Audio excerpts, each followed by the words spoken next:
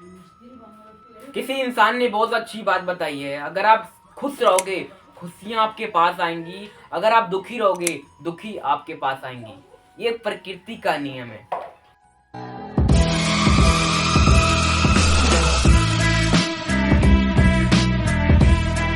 Hello guys, मेरा नाम है दीपक यादव, आप सबका स्वागत है आज हमारी इस वीडियो में। आज मैं एक छोटी सी कहानी लेकर आया हूँ, एक राजा और छोटी बच्चे की कहानी। कुछ एक राजा था, उस शहर का बहुत बड़ा राजा था।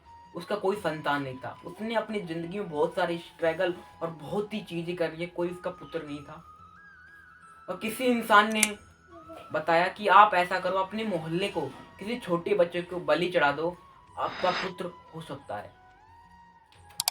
राजा ने अपने मोहल्ले में ढोल नगारे पिटवा दिया, अपने लोगों को भेज दिया और गांव में पूरा ढोल नगारे से बटवा दिया, अगर कोई मुझे अपना पुत्र सौंपता है उसके बदले में आपको बहुत सारे धन और गिफ्ट में दूंगा।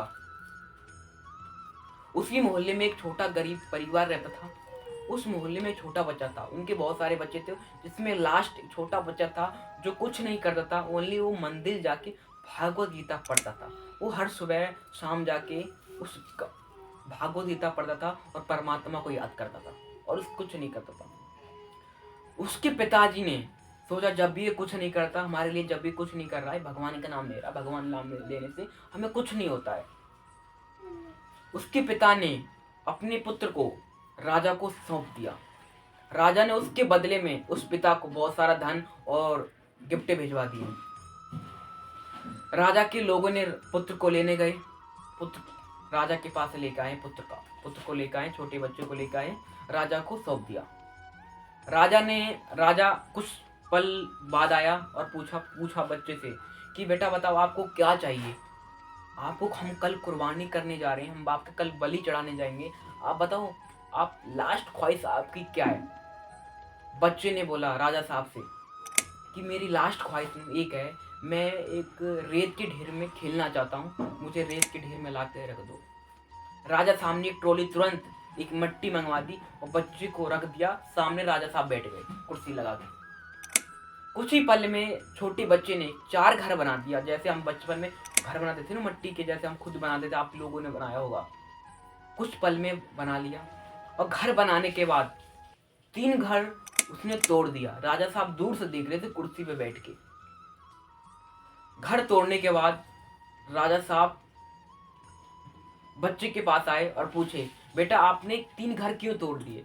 बच्चा पहला घर बताता है कि राजा साहब इस पहला घर मैंने इसलिए तोड़ दिया, ये मेरे माता पिता का है, इसलिए तोड़ दिया क्योंकि मेरी माता पिता ने मेरी कुछ पैसों की लालच में मुझे अपने घर से निकाल दिया और मुझे दूसरे को सौंप दिया। दूसरा इसलिए मैंने तोड़ा कि मेरे रिश्तेदारों ने, मेरे गांव के लोगों ने, मेरे शहर के लोगों ने मेरी माता पिता को नहीं समझाया, इसलिए वो भी मैंने तोड़ दिया। और तीसरा ये है राजा साहब, तीसरा ये आपका है कि आप पूरे शहर के बहुत बड़े राजा हो, बहुत बड़े समझदार हो, आपको इतनी भी समझदारी नहीं है कि छोटी बच्चे को आप बलि चढ़ा रहे हो, तो आपको, इसलिए मैंने ये भी तोड़ दिया।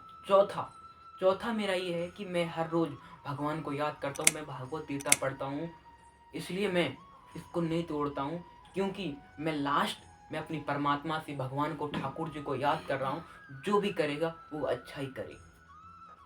इतने ही देर में राजा की आंखें खुल गईं और उनके आंखों में आंसू भर आए।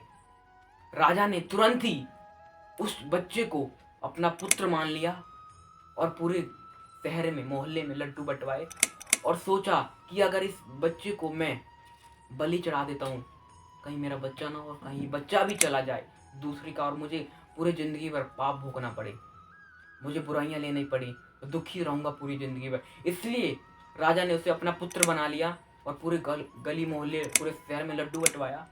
इस कहानी से हमें ये सीख मिलती है कि हमें अपनी परमात्मा को याद करनी चाहिए।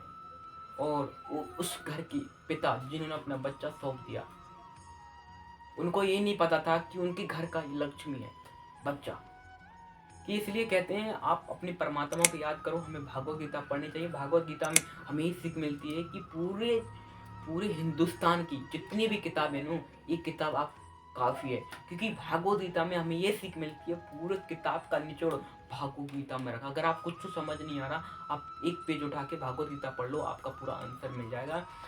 मैं इस वीडियो के माध्यम से ये सिखाना चाहता हूँ, कुछ ना करने से अच्छा आप कुछ तक करते रहिए ज़िंदगी में। आपको वीडियो अच्छी लगे, वीडियो को लाइक करें, वीडियो को शेयर करें। मेरे साथ जुड़े रहने के लिए, चैनल को सब्सक्राइब लाइक करने के लिए आप सबका बहुत बहुत दिल की गहराइयों से बहुत बहुत धन्यवाद।